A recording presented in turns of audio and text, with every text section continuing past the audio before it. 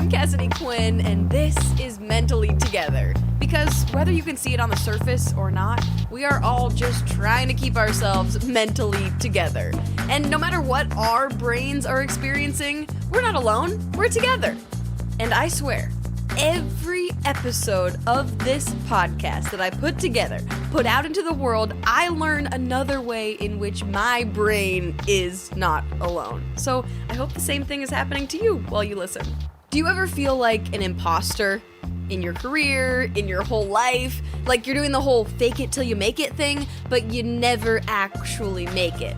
You always feel like you're faking it. And someday, someone is gonna figure you out. And they will tell everyone that you have no idea what you're doing, that you never deserved any of this, and it will all just be ripped out from under you. This is definitely a feeling I have had a lot. It's also a feeling that feels very scary to say out loud, because what if you listening right now are thinking, oh yeah, I have thought that about Cassidy for a long time. She has no idea what she's doing. She definitely does not deserve to be doing this podcast, so she finally admitted it. But whatever, I will continue on anyway. So one of the things that I am most proud of in my career so far is creating and hosting my own TV show for a couple of years here in Portland. It was called Tonight with Cassidy, and if you're ever super bored, need something to watch, there are literally over 1,000 clips of segments from the show on YouTube. Anyway, when I was told that I was getting my own show a few years ago, obviously, I was really, really excited and honored and all of those wonderful happy emotions, but I was also terrified because for years I had been telling my boss that this is what I wanted, that I was ready for more responsibility, that I had all these great ideas for a show, that I just needed the airtime in which to do it. And then they actually gave it to me and my brain went, oh shoot, what do I do now? But okay, I said I had all these ideas, so I put them out there, and we launched the show. And then once we were on the air, of course, people kept asking me, oh my gosh, how did you do this? How did you get your own show? And I would always respond with a joke, like, oh, I have no idea, actually. Somehow I convinced them to let me do this, that this was a good idea. Please don't tell them the truth. Or even a year into doing the show, I'm pretty sure I said on live television, I can't believe we're still on the air. And while that was a joke, it was also very much rooted in my self-doubt. Even starting this podcast and entering the mental health space, I have had so many days where I've thought to myself, okay, so I've had anxiety and depression, and now I know that I've had ADHD this whole time, but have I struggled enough? Do I have enough of those things? Did I just trick all of my doctors into giving me a diagnosis? Am I really just a fraud? And again, maybe you have had those same thoughts about me, which you can currently keep to yourself, please and thank you, but maybe you've also had those thoughts about yourself, because turns out a lot of people do. Like most people. I used to think these thoughts would go away the more I advanced in my career. Like, oh, when I get to that level, I will be confident. When I reach that status, I will know that I've made it. But when I've passed those benchmarks, then I just create another one to work towards. So turns out, those feelings can actually increase the further we go. And yeah, that sucks. But it's also kind of cool because that means that person you look up to who's way further along in their career and you think they are just perfect and confident and amazing, if you actually ask them, they probably have some of those same feelings of being an imposter. Yeah, just like so many other things relating to mental health, just talking about it can actually help. So that's what we're going to do today. We are going to talk about imposter syndrome with a woman who is super smart and very much deserving of everything she has accomplished. It's Parna Mehrbani. Parna is a partner at Tonkon Torp, a law firm in Oregon. She focuses on intellectual property and trademark law. And before we get into all the imposter syndrome stuff, let's just go through a few of Parna's many accomplishments, okay? She has been recognized as one of the best lawyers in America for multiple years in a row. Chambers USA named her as one of America's leading lawyers for the last 5 Years. She was named one of the Portland Business Journal's Women of Influence in 2015. I'm telling you, the list just keeps going. But since this is not a law podcast, I will stop there for now. Except I should also add that Parna has done a lot of presentations on imposter syndrome.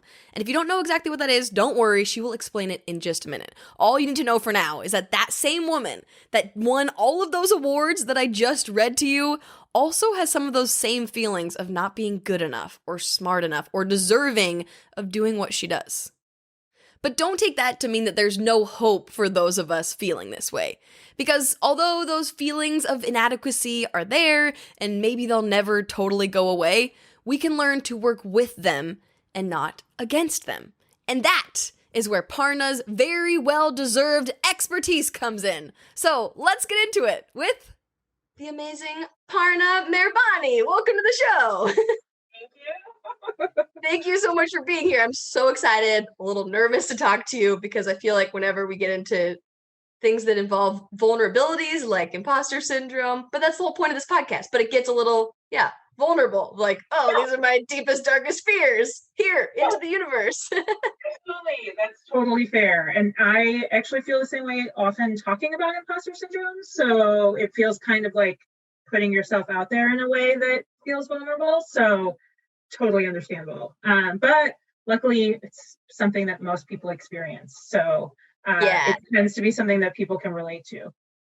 I love that. Love that it's relatable, even though in your brain, sometimes it feels like I'm the only one. But that's kind of how it goes with all these things relating to mental health. So before we get too far into it, for anyone who's listening that doesn't know, what is imposter syndrome? How do you define it? Yeah, so imposter syndrome, and I will get back to the fact that I don't really like the word syndrome, is basically defined as the feeling or collection of feelings of inadequacy that persist despite evident success.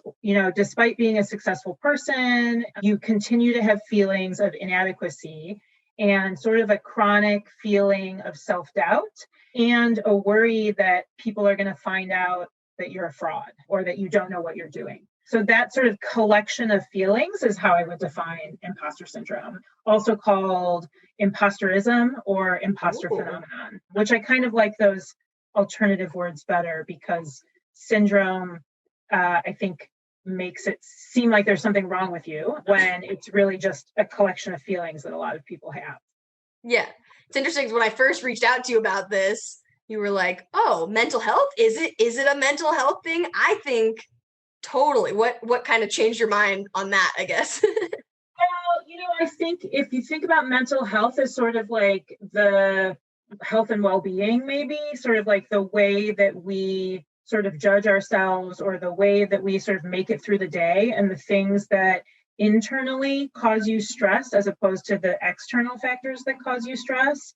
I think mental health is sort of wrapped up in all of those things. And it's not always going to be to the level of a diagnosis. And even if it is at the level of a diagnosis, it is more common, I think, than lots of people know. I think it's easier to talk about it if you can separate it from a diagnosis, and it's easier for people to sort of admit, yeah, I've had that experience, if you think of it as an experience or a phenomenon or a collection of feelings. Hopefully that answers experience. Yeah, I feel like experience is definitely a good word because we're all kind of experiencing it together. Yeah, absolutely. And I think it's sort of identifying when you have those feelings of imposterism is like a huge part of sort of acknowledging them. Oh, those are just feelings that I'm having, and those aren't actually sort of the facts of what is actually sort of occurring in my life. Yeah. I love that it would also be great if you had set out your whole life to battle imposter syndrome and talk about it to a bunch of people, but that's not how it happened. You kind of fell into it on accident a little bit, right? Yeah, absolutely. So I'm a lawyer. I do intellectual property law, which is like trademark and copyright. I also spend a lot of time working on what I would call sort of diversity and equity and inclusion issues in the legal world and in the business world, just because that's something I really care about. And so I was on a panel, like a women in the law panel, and they asked me to sort of choose a topic from a list of topics. And because my inbox is crazy or because I just a procrastinator or for whatever reason, I was the last person to respond to the sort of which topic do you want to choose. And the only one left was talking about imposter syndrome. And I was like, well, if I'm going to have to talk about this, I need to figure out what this is. And so I started looking it up. I watched some like TED videos. I read a lot about it. And I realized like, there is a name for this like feeling of doubt that I felt like I had had for a lot of my life, just thinking it was like, oh, low self-esteem, or I don't have like lawyers in my family, so that's why I feel this way, or things like that. Yeah. When really there was sort of this name for it. And for whatever reason, just being able to put a name on it just made it like really resonate for me and made it feel like, oh yeah, I can definitely talk about this because this is something that I have definitely felt. And then now you've ended up doing a bunch of talks and presentations about it to different groups, right? Yeah, I've talked to a couple different groups of law students at different events. And then the Oregon Women Lawyers, which is a huge organization within the Oregon State Bar of both women and non-women lawyers, or women identifying lawyers. I've joined with a couple of other speakers, and we've done a presentation, as well as we're hosting some discussion groups, small group discussions for people to just talk about their experience in the safe space and like help identify when did these imposters and feelings come up and what can I do to sort of overcome those feelings, or identify, oh, I'm having those feelings, and then acknowledging, oh, those are just feelings of imposterism. That's not what's really happening. And then how to sort of overcome those moments in your day. Does it seem like talking it out for these groups is helpful and kind of breaks some of it down? Yeah, so there's this like, let's just name it and let's talk about how lots of people experience it. And then let's just acknowledge that this happens sort of day to day. And it makes it sort of less big, like it makes it seem less serious or less big or less heavy. Maybe that's a better word for it. So it makes it, I think, less heavy. And then being able to, in those groups, there's sort of what I call baby lawyers. So people that are not necessarily their age, but, you know, they've just sort of are in law school or just started practicing law. And then there's people who've been practicing law for a long time. For me, that's like 15 years. And I think being able across that experience gap to say, both of us experience this same feeling of self-doubt is just a huge help to everyone in the room to be like, oh, it's not just me. And people that I look up to and people that look up to me can say, oh, we're all having the same experience. And so again, it sort of destigmatizes it and it makes it just like, oh, I just have to acknowledge this. And then I can sort of, not necessarily you're going to ever stop feeling that way, but I can acknowledge those feelings and then decide that I'm not going to let those feelings sort of run my day. Yeah, it's crazy. I mean, I've never been to law school. I've never thought that I would be a good lawyer, so I'm not good at arguing. So I just, stay out of that career path. But I know that law school is really difficult. I know that getting into law school is difficult, getting through law school is difficult, and then it doesn't just get easier like once you're actually a practicing lawyer. So in my mind, I would think, obviously, everyone that has made it to law school to this point or made it past that point and is now a practicing lawyer is really smart and really qualified and has worked their butts off and therefore very much deserves to be there. There's always exceptions to every profession, but I would think, how can you have on a surface level, before I really know about imposter syndrome, I would think, oh, of course they got to be super confident. There can't be any imposter syndrome there, but that's not how it works, right? Yeah, totally. And like the lawyer part is my experience, but business people in the entertainment industry, people in the medical field, like every field you could think of. I watched a speech of Michelle Obama talking about imposter syndrome when I was doing some research. Like, Michelle Obama? Okay. That is actually perfect because there is one of the TED videos I watched about imposter syndrome, which is, if you want to watch it, it's the person who created was Elizabeth Cox, and the animation is by Sharon Coleman. And I think it's just on their YouTube channel. But anyway, yeah, Michelle Obama was mentioning that. And I was like, look, if I can be in the same category of humans as Michelle Obama, then I'm pretty, I'm fine with it. And that's fine. So, and they talk about like Albert Einstein, and different, people in the sciences, and how all of these people have this feeling of imposterism. And from the outward sort of view of those people, you never think that, right? In our presentation that we do for the Oregon Women Lawyers, one of the things that we always sort of focus on is imposter syndrome is like comparing your insides to somebody else's outsides. So if I see someone who I think, God, they're so qualified, they're so good at their job, they seem to know all of the answers to all of these difficult things, and they seem to do such a good job about it, but I don't really feel that way. I'm comparing sort of like how I feel on my inside with that person's outsides, because that's all I can see. And so I like to try to think of that person, maybe they also have insecurities, and like Michelle Obama is the perfect example for me. Like Michelle Obama has insecurities, and I can't see that, obviously. Like, who can? I don't know. Yeah. But it sort of helps you think like, okay, I might feel this way, but that's not necessarily how the rest of the world sees me, because they're not looking at my insides, they're looking at my outsides. I think that hopefully sort of like demonstrates sort of the difference. But everyone all the time with imposterism is comparing like what they feel on the inside with how they perceive other people to be more qualified, because you're not able to see that person's insides unless, like we're doing here, we start talking about it and saying like, hey, everybody feels this way.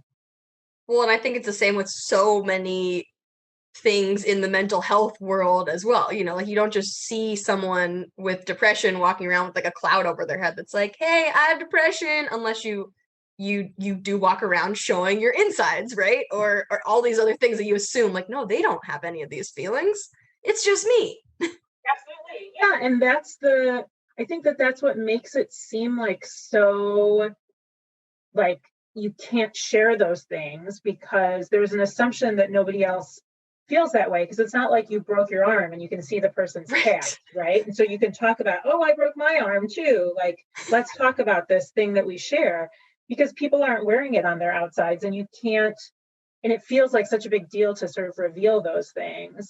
In the legal world, or maybe in lots of professions, like admitting this sort of vulnerability, like I said at the beginning, feels like, oh, should I be going out in this public space and talking about how I have this vulnerability?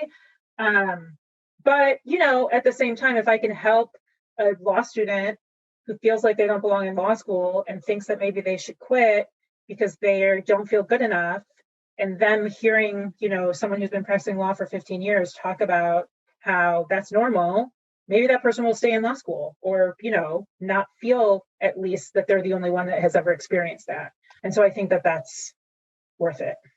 Yeah, absolutely. You sent me one of your presentations about imposter syndrome, and honestly, I started laughing when I was reading through it, not because it was funny at all, but because I was relating to every single thing. Like one of the first pages is about how does imposter syndrome or imposterism manifest itself in people, and the list is things like perfectionism, trouble delegating, have to work the hardest, even at the expense of mental health, being a natural genius. If something doesn't come naturally on your first try, you're a failure, over preparing, not being able to ask for help. And I just was laughing at myself out loud by myself going, oh, okay, I knew I had imposter syndrome, but I didn't necessarily know that all of these things in my life were tied to this one thing. Yeah, they were like coping mechanisms, right? So you have this feeling of, oh, maybe I'm not good enough at this, or maybe I'm not like qualified. And then so perfectionism, like you work and work and work and work and work and have to be perfect, but there's not usually enough time in the day to like be perfect at everything that you do, right? Like it's sort of impossible. But if you convince yourself like, as soon as this is perfect, then it will be good enough, and I will be good enough, and I will be qualified, right? So that's like a coping mechanism. And then the sort of having to work harder. Like if everybody else sort of goes home at 5 o'clock and I work until 8 o'clock, that will sort of prove my qualification for this job. Yeah, and frankly, lots of jobs, no one is going to tell you to go home, right? Like no one's going to be like, that's enough. I mean, unless you're like have a strict hourly requirement, right? Like you can only work 40 hours a week. No one's really going to be like, stop now, that's enough, right? Because most places sort of, it's better for them if you work harder. So why would they tell you? But that's at the direct sort of downside of that is your mental health and your stress level and your probably also physical health, right? That was me in my first job out of college. I was doing social media for a restaurant chain in Boston. And for me, it was also more of a thing on the East Coast when I lived on the East Coast of like, you are the hardest worker if you stay late. Then I moved to Portland and people were like, get outside, like go have fun in your free time. But when I was in Boston, my boss, I remember, would stay at work until like 8 or 9. And so I'd be like, well, when do I get to leave? Like she's eating dinner at her desk. When do I go home? I have to work just as hard. Yeah, it's like a badge. And if you have the sort of imposterism feelings, it is like reaffirming, yes, work harder. Yeah, keep going, like stay later. And that is not healthy, right? Because it's like this external approval of what you're doing to cope with these feelings. And just sort of that is sort of a cycle that like, how do you get out of that? You end up with burnout. The harder that you think you have to work to make yourself feel qualified or, not an imposter, the closer and closer you're getting to sort of burning yourself out. And if you're in a position or a job or, a culture that is not going to tell you to go home and take a hike and, go spend some time with your friends or like go get a coffee, like if you're not in a culture that supports that, it's just going to sort of be a cycle of work harder. Oh, I don't feel good enough. Stay, like that. It's just going to keep going, which I think is if sort of other sort of higher ups kind of understood imposter syndrome, they would and realize sort of the burnout kind of cycle. They might realize that if they told people to go home and take a break and you did a great job on this, and this is exactly what I needed. Like if there was more of that sort of boss or management, or just higher ups that could spot like Cassidy's staying late every single night. I better go sort of tell her that her work is great and she needs to go home, right? If that was the culture, I think you would actually have more output from anyone in the long run. Because a lot of times I feel like the culture now, at least what I've been in when I've had full-time jobs, is like, okay, do all these things and please do them as perfect as you can. And then let me just keep adding things. And then I can tell you're stressed out. And if I go in and ask for help, like, hey, I need some help, they're like, well, you should be able to do it, and then, oh, that triggers the imposter syndrome again. Oh, why can't I do this? Why can't? Well, maybe you just gave me too many things to do and never gave me a break. Yeah, absolutely. Well, and then there's like, this happens all the time. The better you do things, the more things people give you to do, right? It's like an award, like your award for like eating all the pie is more pie when like maybe you've had enough pie, like you're sort of over it.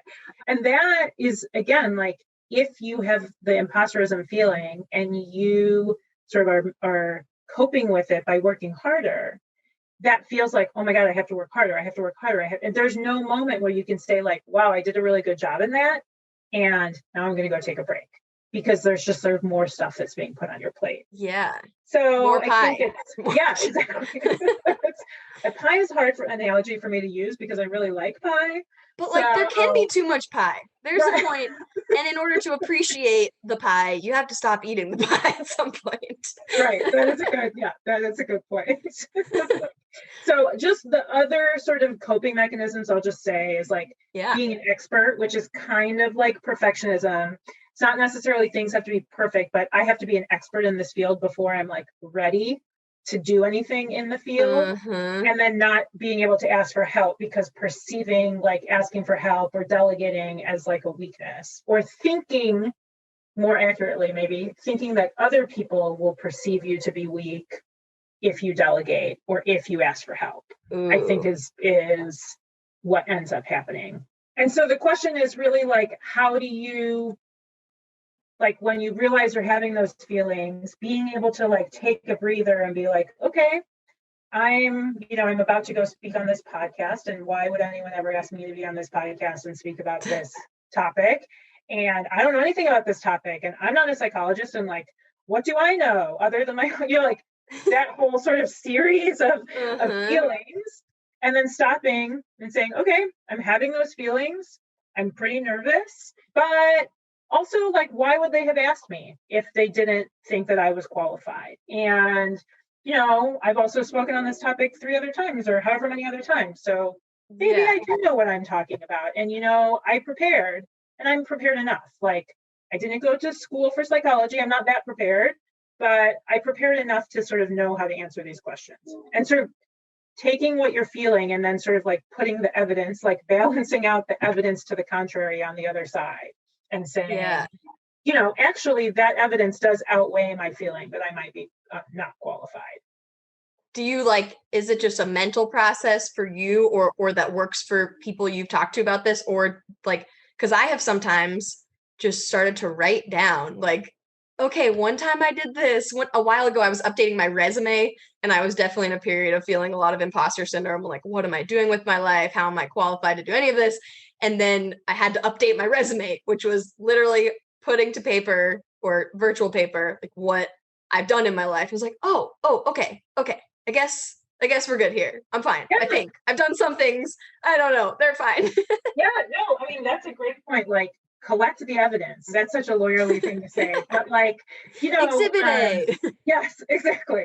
That's me pretending that I know how to talk like a lawyer. I think writing, just making a list, here's all the things that I've done that you're sort of prove that I'm qualified to do this thing. One thing that I recommend that people do, which I think is a little bit silly, but also I think can be really helpful when you're having sort of a difficult day, is when I get emails or text messages from people that are like, oh my God, this was so good, or thank you so much for doing this, or you did a great job on this, or a 5-star review, basically. I screenshot those things, or if they're emails, put them in a special folder. Yes. The wins, I call them wins, put them in your wins folder. And then there's your evidence. This person emailed me and told me I did a great job, and it was the work that I did was so helpful to them, or whatever those wins are in your field or in your job. It's just kind of tuck them away. I sort of think of it as not a scrapbook, but kind of a scrapbook, maybe. Yeah. It's just a folder in your inbox, and then there's your evidence. You can just go look at it when you're not sure. I wish I could still find it, but I swear I looked a month ago because someone said something nice. And I'm like, oh, I got to go add that to my Google Doc that I think I started in college. And for some reason, I was seeing into the future of my own imposter syndrome. And I did that, screenshot or copy and paste, just nice comments about, a lot of it was when I was graduating, and people write you nice things, you're going to do big things someday or whatever. But I think I overwrote it with something else. And when I looked for it a month ago, I'm like, oh my God, all those nice things are gone, but I can at least remember that there was a document, there were some nice things. So maybe I just need to start it over. It's a gold star, sort of a collection of your gold stars, if that's an appropriate way to say it. And, I used to say, again, for when I was sort of mentoring young lawyers, every year you're going to have an annual review, right? Or a 6-month review. And that's for whatever job you're in, there's often some sort of review process. And if you have the sort of collection of times when you did a great job, that's not only to convince yourself, but then you can sort of take it to, I have this 6-month review. And sometimes you have to do a self-evaluation.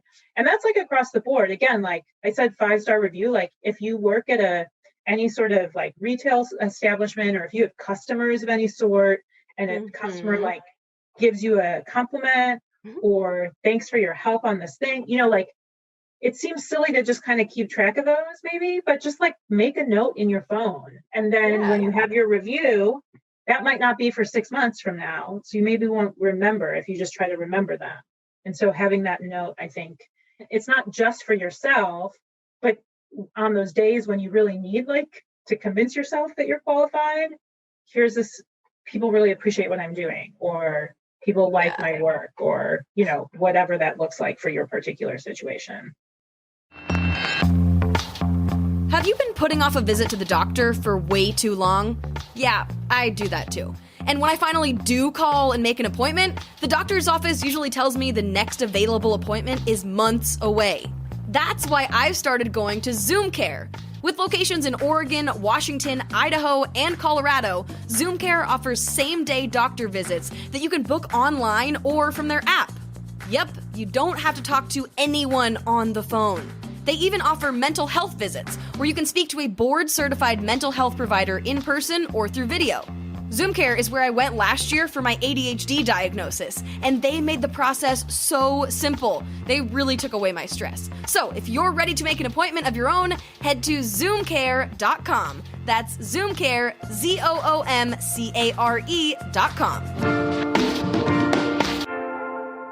Does grocery shopping stress you out? Do you order takeout way too often? Let me tell you about something that has really helped me combat both of those things. Instacart. With my ADHD and anxiety, sometimes the whole process of figuring out what to make for dinner, then getting the ingredients, and then actually making it seems like a lot. So now I have cut out one part of that process by shopping on Instacart. I can go online and search for exactly what ingredients I need, pick out the best deals, and then wonderful human shoppers will go out into the world and hand select everything. You can even order from multiple stores at the same time. Then it's delivered to your door in as fast as 1 hour. Oh, and probably my favorite part is that all of my orders are saved in Instacart. So then the next time I order groceries, I can just click and reorder my usual stuff. It's amazing. Is it weird to say that online grocery shopping has helped my mental health? Only if it wasn't true. To get free delivery on your first order over $35, click the link in the show notes. It lets Instacart know we sent you, gets you that free delivery, and helps support our show. Now, back to the show. I saw another thing on your list of what we can do to kind of combat this imposter syndrome is to let ourselves fail, which seems related to the way it manifests as thinking you're a natural genius. And if something doesn't come naturally, you're a failure, which I had this realization a couple weeks ago. I was like doing some journaling and I kind of realized that anything that has really stressed me out at the beginning, like, oh, I suck at doing this. I tried windsurfing a few years ago. I tried it for a couple days, didn't even get to the point where we were like in the water, but the whole kite and the science of like, which way is the wind coming? That confused my brain so much. And the person I was trying to learn it with was doing a lot better than me from day one. And that just kind of turned my brain off. And then now I'm like, what if that would have been my favorite sport in the entire world?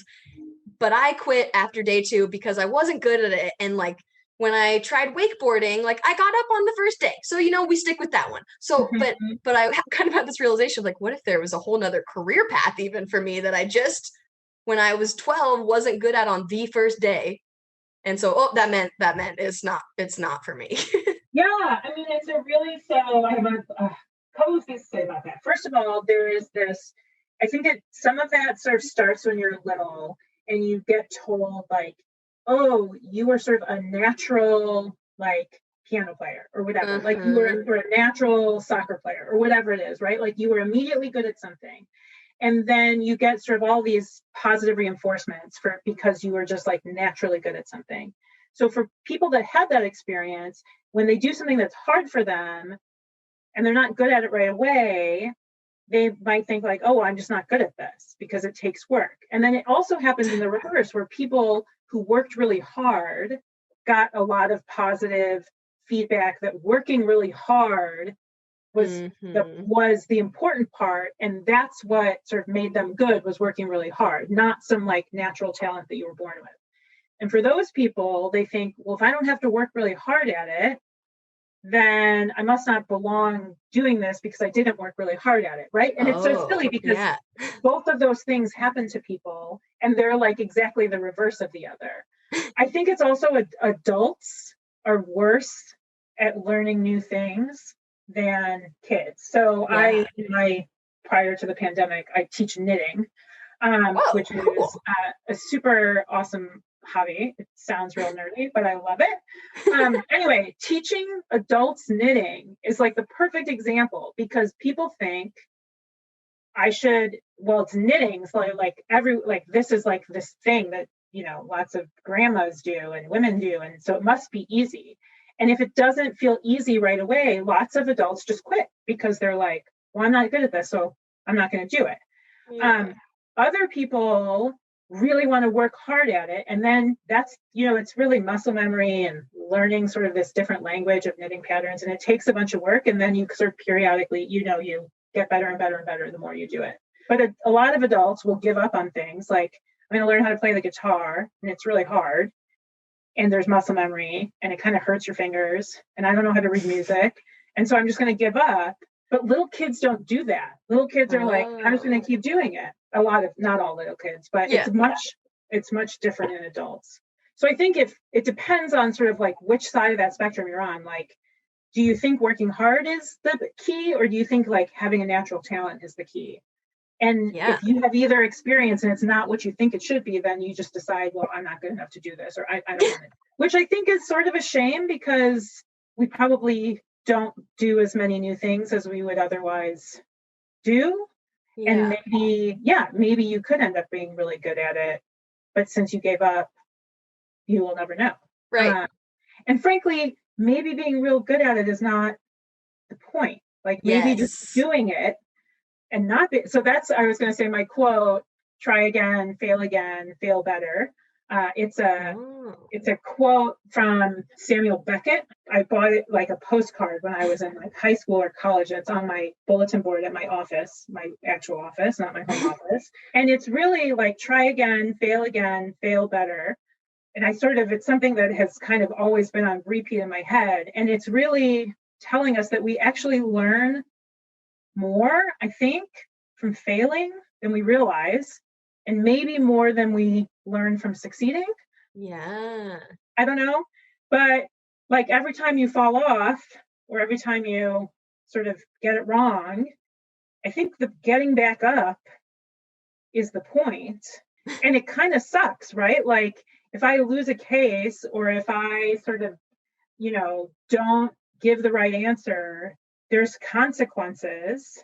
But at the same time, I'm never going to make that mistake again, right? I'm never going to give that wrong answer again, because I'm going to learn from that experience. So I think it applies a lot. And I think that that's there's this sort of fear in imposterism that, well, I might do it wrong, or I might do it poorly. But if you actually asked one of the other sort of tips that I sort of think is helpful for imposterism, if you ask yourself, what is the worst that could happen? Ooh. It's usually not as bad as it feels like it might be, right? Mm-hmm. So I'll just use, again, the sort of legal scenario. Like if you're in a legal dispute, you're going to win or you're going to lose, or you're going to compromise, right? You're going to come to a settlement. So me feeling like, if a hypothetical lawyer feels like they don't know what they're doing and they're not qualified, the worst that could happen is still that they could lose. But that was always one of the two outcomes, right? Someone's going to lose there. Yeah. Right. Or you're going to compromise, which all of those things are still. And so the sort of worst case scenario, I'm sure in some professions, like if you were a doctor doing an operation, the worst case scenario is probably worse. Right. But, a lot of the times just sort of stopping for a minute and thinking like, what's the worst that could happen? I might be embarrassed. Someone might tell me I'm wrong. And those kind of suck. But also like, you just go home and have a piece of pie or whatever. Like, what's the worst that could happen? Yeah. So I think asking that question is helpful. What's the worst that could happen? And then sort of, if I'm not perfect at this, if I'm not an expert at this, if I don't stay 2 more hours, like what's the worst that could happen? And it's probably, I might be embarrassed or I might be wrong, but then you might actually learn something from that, which I don't know that staying, 2 more hours at work would have necessarily prevented. Mm-hmm. Totally. And then the other thing, last one that I wrote down at least, of what can we do to help imposter syndrome is have non-work related hobbies. So, and I was going to talk about knitting one way or another. Oh, yeah. I think this sort of gets back to trying new things. I think having a non-work related hobby, like, lets you have a win, right? So whether it's, playing on a sports team or playing an instrument, like, it lets you have a non sort of heavy or consequential win or a loss, right? Like, I can take guitar lessons and be terrible at it and it's fine because it's just for me. And so having something that sort of occupies you and lets you succeed or fail with fewer consequences, Yeah. I think is really helpful. Like, whether it's like a recreational sports team, or, I can knit a sweater that it will never fit a human body because it was wrong. And there's not really any consequence other than the time fine. and the money that I spent on it. Like, it's fine. And I think having those inexpensive non-work related hobbies. Yes. Yeah, that's a better. Yeah. And that's really a personal one to me, because that's not sort of anything I think that I don't know that a psychologist would offer that up, but I do think it's helpful to have a place where the winning or losing or the being good or bad doesn't matter. Yeah. Or try not to let it matter. Yeah, that makes a lot of sense. Right. Yeah. So one other one I think it's important, and it's also maybe silly, is to recast your fear as excitement. And it's really just telling yourself that when you feel like really worried or nervous or anxious, that you're actually excited.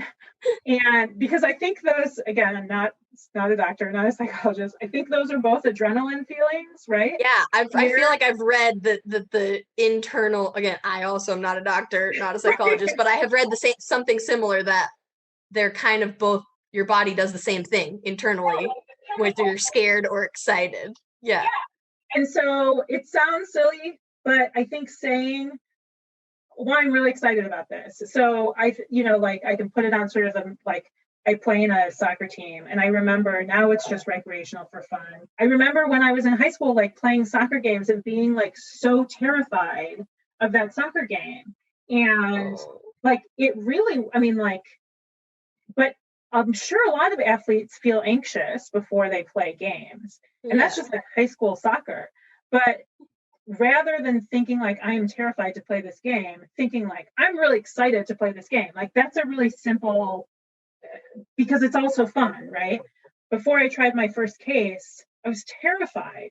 I was like, how am I ever going to get to the end of this trial? Like, I have no idea what I'm doing. I might lose. All these people are relying on me. And I remember it was in Grants Pass, Oregon. I was in this hotel room, like, by myself.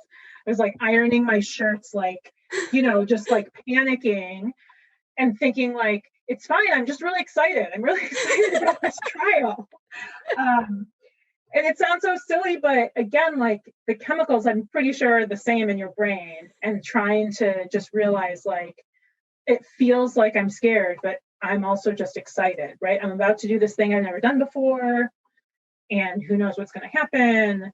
And it's really just a kind of a mental game of telling yourself, like, what I'm feeling is excitement. Yeah. Giving yourself a little pep talk that way. That's interesting, because you totally can retrain your brain to think about things differently, but it seems hard when you do it at first. Yes. Yeah. It is. And I think there's part of me that's like, now I'm being silly. But at the same time, like, if I need to like convince myself like to walk into that courtroom and like do what needs to be done, especially when I was like a baby lawyer, I said that earlier, like, it was helpful to me because, I had to go in there and I had to, represent my client, and it was scary. It was also ended up being really fun and exciting. And like, I learned so much because, for a week or however long it was, I don't even remember now. I don't even remember now. I was just like, I just had to go in there and do it. Yeah. And you couldn't let your sort of fear get in the way because you had a client that was relying on you. And again, that's kind of a heavier scenario than, playing a soccer game that you're nervous about losing. Right. But I think it can apply sort of across the board.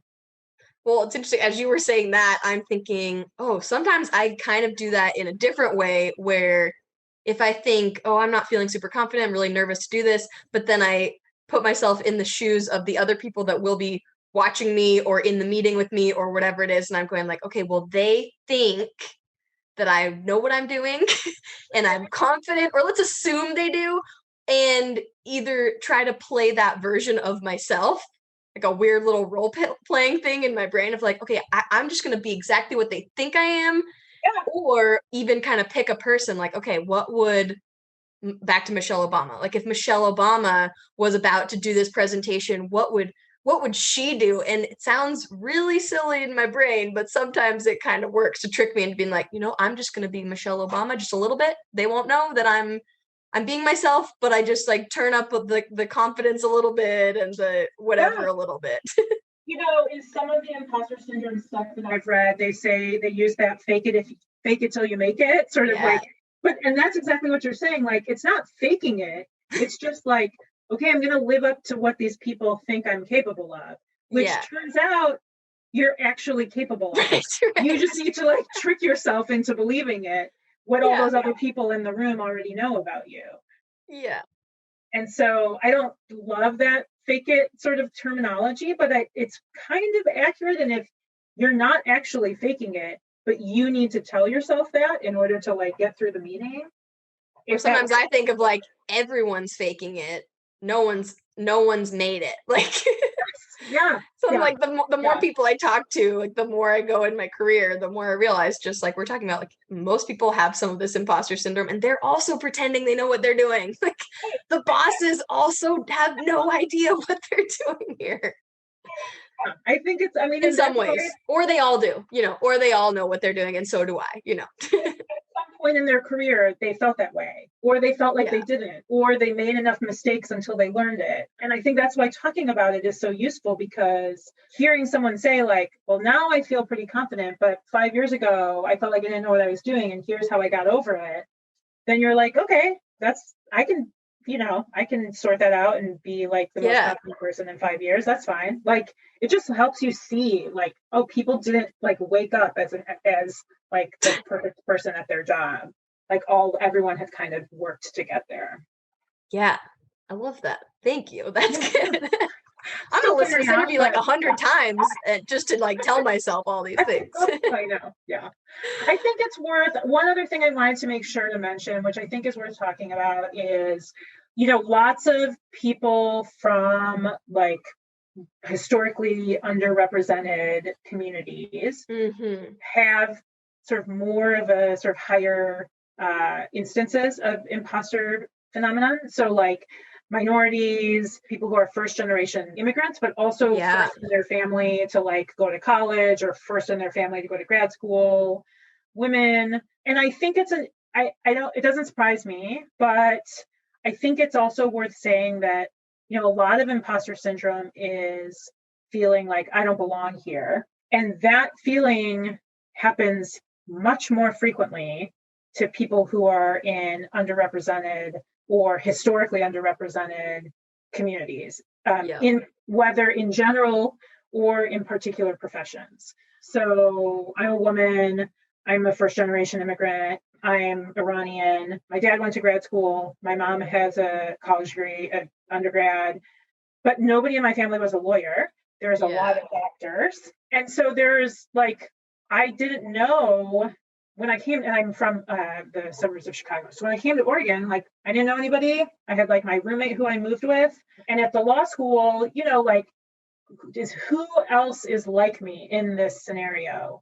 That's a lot easier to find in school setting. And then you get into you get into whatever your professional setting is. And if you're the only Black person in the room, or you're the only woman in the room, or you're the only, first generation immigrant in the room, sometimes you are the only person in the room. And sometimes that, on top of just sort of this natural imposterism, is really hard because you're not seeing success in the same shape as who you are, right? And that is even more challenging at the intersections, right? Like, so if you are both first generation and also LGBTQ, all of those pieces, they might be different because of the intersectionality of who all of us are, and like the intersections of those different pieces of our identity. And so I think some of that is not all internal. And I think that that's an important thing to point out. And I also think that that's another reason that there is a benefit in talking about this, because again, if the sort of higher ups or the sort of people who make the culture at a company or at a business or at a, wherever, understand that, then they're more likely to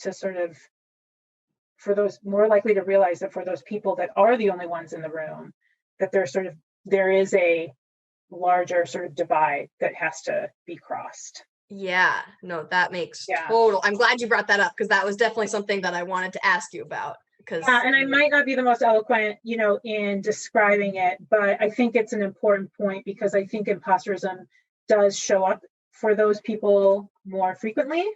And there is a kernel of sort of actual factual backup in those situations where you're like, oh, I feel like I don't belong here, when in fact you look around the room and you're the only person of your, all of your unique, identities that is in the room, that can sort of compound the feelings of imposterism that you might already feel. Totally. Hear about it all the time in like media representation or film representation of LGBTQ people or Black people, and if you literally can't see yourself, you're like, oh, well, I've never seen myself in a movie, anyone that looks like me, so that means I can't be in a movie. Or why can I do that? Because no one's ever done that. But that, right.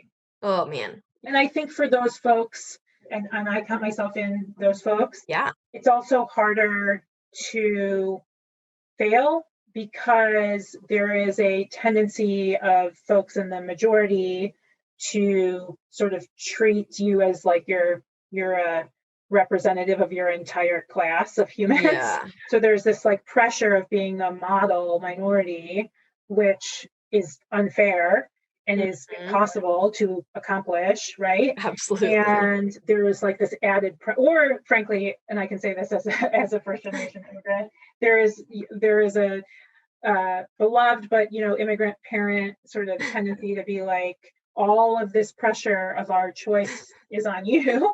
And so lots of us grew up with that sort of pressure of like, you have to be kind of a model of accomplishment.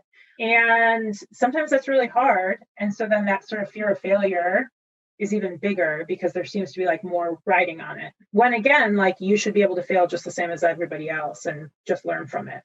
Yep, absolutely. Yeah. So those are really big issues and hard, but I think it's important to mention them in this conversation. Yeah, I know. And I wish I could ask you like, so how do we fix all of that, Parna, please? I have no idea. Right. You're supposed to be able to magically, just kidding. No, not at all. We can fix some of it by just talking about it, so that people feel like, oh, I'm not the only one that feels this way. It's a tiny little step. Well, that's interesting talking about it, because for me, it's definitely been helpful, because anyone who I've ever brought up imposter syndrome or like my own feelings of imposterism too, they've never been like, what are you talking about? I have never had that feeling every single time. And obviously I haven't asked every single person I've ever met, but it's always reciprocated with like, oh, I totally relate to that. But then it's interesting, like, is that how you respond, is just by relating? Or I mean, you obviously don't want to be like, no, you're the best, and just make up all these fake things to respond to your friend that says, I'm really nervous, I feel like I don't belong here. Don't be like, you're the best, oh my gosh, you kind of do. So how do you, like, what's the best way to respond in a helpful way, You can try to offer up the evidence, like we were talking about earlier, like, hey, remember that one time where you did this thing and you were really good at it? Or like, well, last time you gave a presentation, you told me that it went really well. So, like, as a friend, sort of reminding that person of their wins, or like reminding that person of their sort of that sort of gold stars that you might know about as their friend or support network. And if you don't have that sort of much knowledge about it, you could also just say like, well, do you want to practice? Or do you want to tell me about it? Or you could offer sort of, your sort of perceptions of that person. Like, well, whenever you talk to me about this topic, I always feel like you're the person I would come to with questions, and you seem to know everything that there's to know. And, like just offering up your sort of honest experience of that person. And usually it doesn't sort of take a lot of expertise to be able to do that. Because if that person is in your life, you probably, like have had an experience where you needed help and they were helpful to you, or you had a question that they could answer, things like that. And even just those small sort of evidences of their abilities, I think would probably be helpful.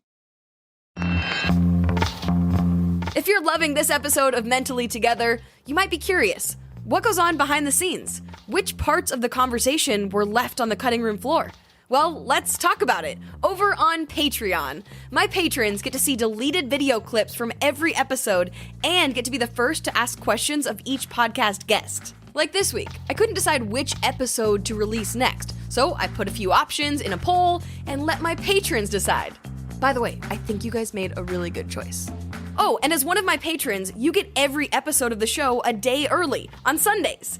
You can read all about the different tiers and sign up at patreon.com/Cassidy Quinn. Again, that's Patreon, patreon.com/Cassidy Quinn. Next are questions from our friends on the internet. Because everyone, like we've said, so many people have these feelings. So first up, we have a couple questions from my friends over on Patreon. So their questions get to go first. Peter says, this is an interesting one, I thought. What is the difference between imposter syndrome and just joking around? Is there an actual difference? I know for myself, I'm definitely like very self-deprecating. That's kind of my brand, is like, I don't know what I'm doing here. But is that also the imposter syndrome? Where's the line there? Yeah, I mean, it's a good question. And it probably depends on the person, but I think probably some of that kind of joking around is like a way of coping with it.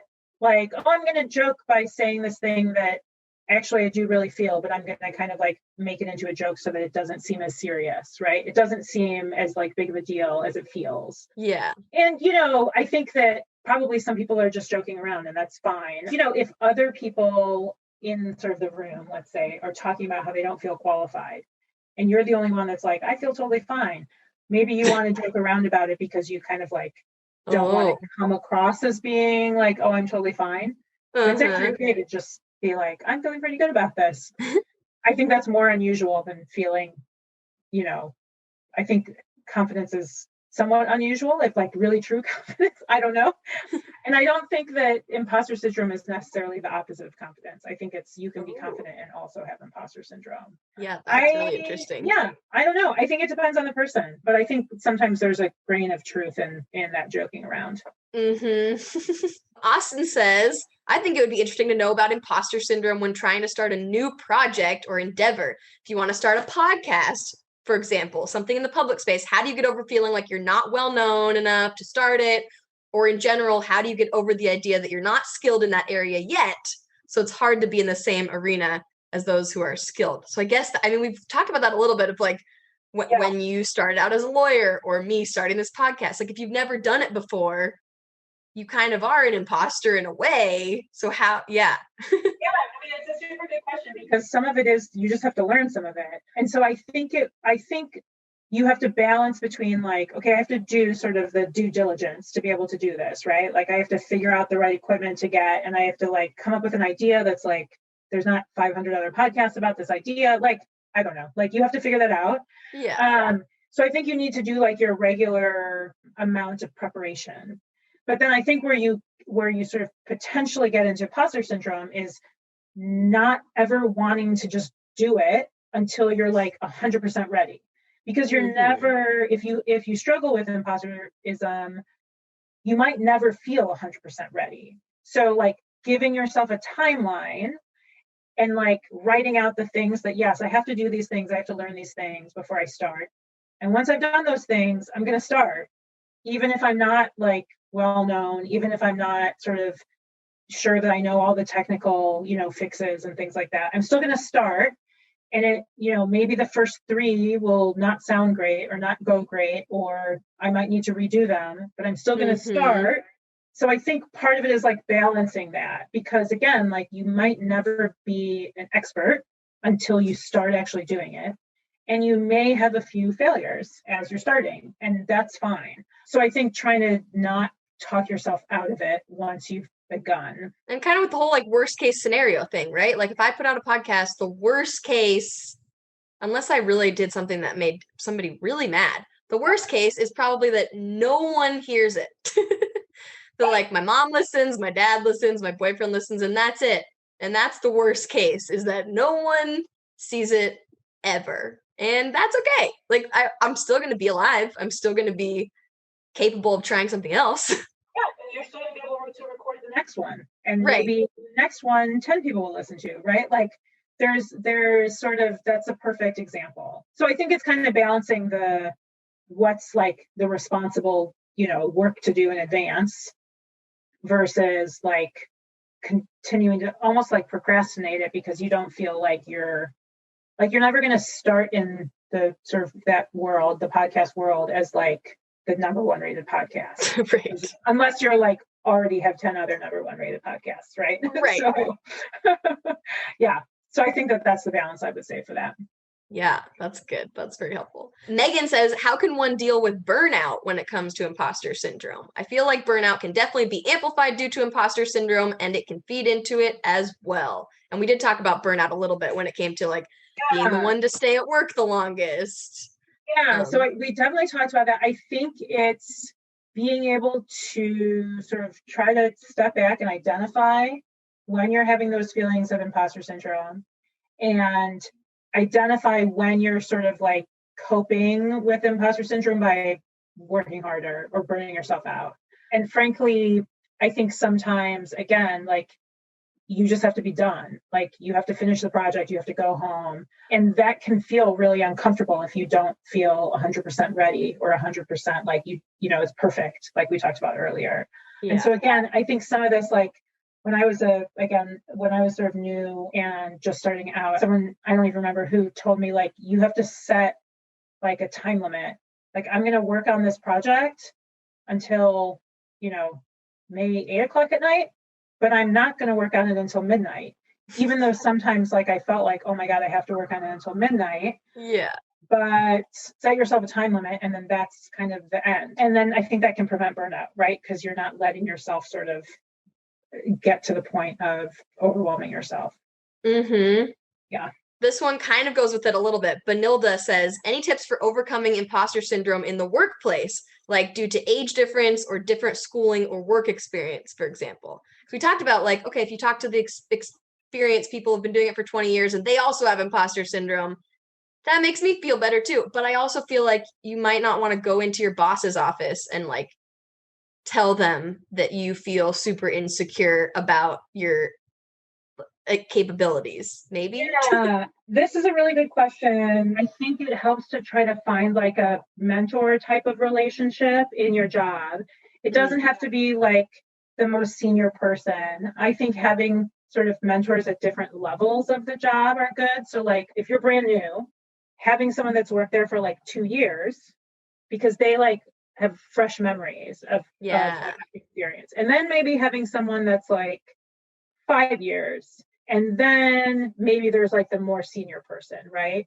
And it doesn't necessarily have to be someone in your own like company. It could be just somebody in the same industry, right? Mm-hmm. To be able to run things by them so that you don't necessarily have to go to like your boss and say, I don't feel like I'm qualified for this. Yeah. And then there are other ways to phrase that question, like, hey, I just wanted to run this thing by you, or I'm thinking of doing it this way. In your experience, like, is that consistent with what you were expecting? Sort of phrasing the question in a way that's like, I'm just trying to do the best job, and I'm asking you this question for that reason, even though the question you're really asking is slightly more like, I don't know what I'm doing. Yeah, please tell me what to do. Exactly. Yeah, exactly. That can be my approach sometimes. Yeah. So maybe, I need to stop doing that. Yeah.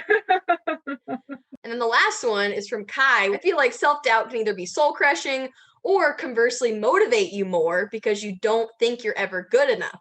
Is that what imposter syndrome is like? Can it be debilitating for some, yet actually work in positive ways for others? Yeah, absolutely. And that's a super good insight, because I do think that there's part of imposter syndrome that is pretty motivating.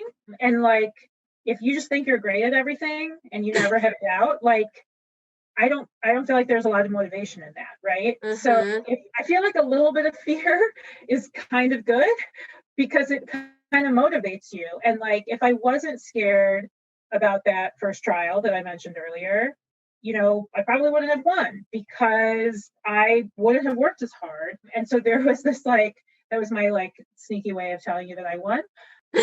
Yes. Congratulations.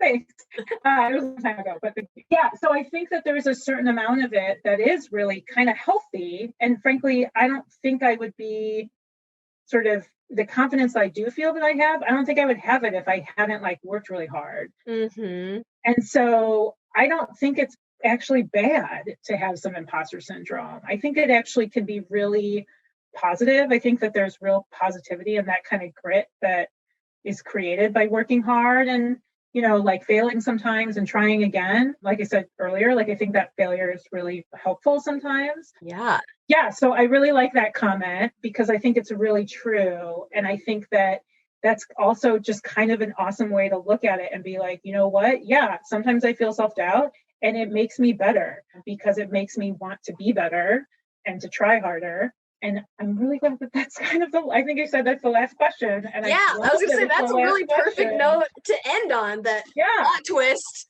imposter syndrome isn't all bad. Right, exactly. Yeah. Because I think it makes you work harder and, a little bit of sort of motivation, whether it's from imposterism or fear of failure or whatever that is, I don't think it can hurt necessarily unless it gets to the point of burnout, which we talked about before. So, right. Yeah. That's awesome. Yeah, that was my last question, but is there anything else that you wish people would know about imposter syndrome that we hadn't gotten to at all? It's been a really great conversation. I just think it's something that is totally normal.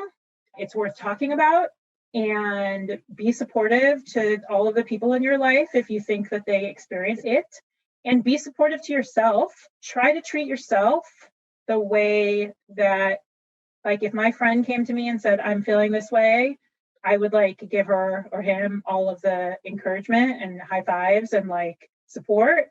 Yeah. And try to give yourself that support as well, instead of sort of thinking that you're not qualified. I think that is kind of the way to overcome it is, or at least to manage it, is to give yourself support. And we've talked about a bunch of ways you can do that. Yeah. So I think that's it. Awesome. Well, thank you so much. Oh, I have to ask, is there anywhere on the internet or anything that you're doing that you're working on that people should follow you, keep up with all your awesome work?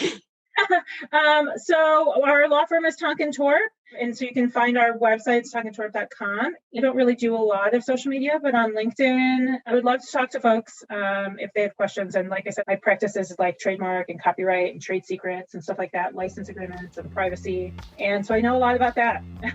So that's about it. Yeah. It's been really fun to do this, and I'm super glad that you asked me, Cassidy.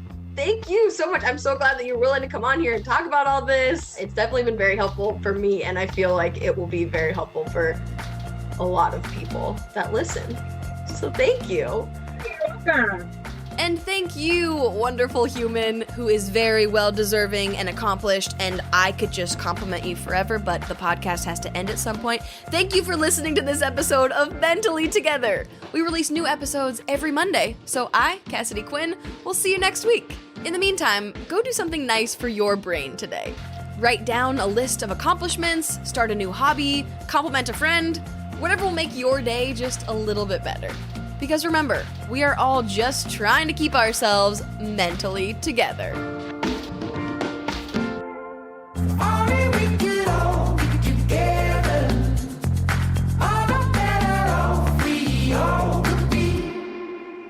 Mentally Together is produced, hosted, and edited by Cassidy Quinn in collaboration with Koba FM, a podcast network that is all about community, baby.